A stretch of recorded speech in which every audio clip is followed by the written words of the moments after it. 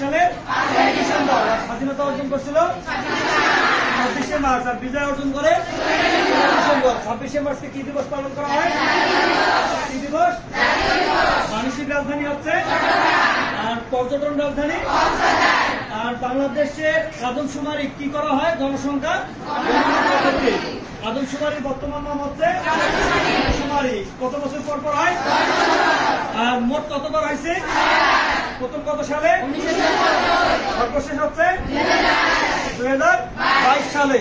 আর 2022 সাল অনুসারে বর্তমান জনসংখ্যা হচ্ছে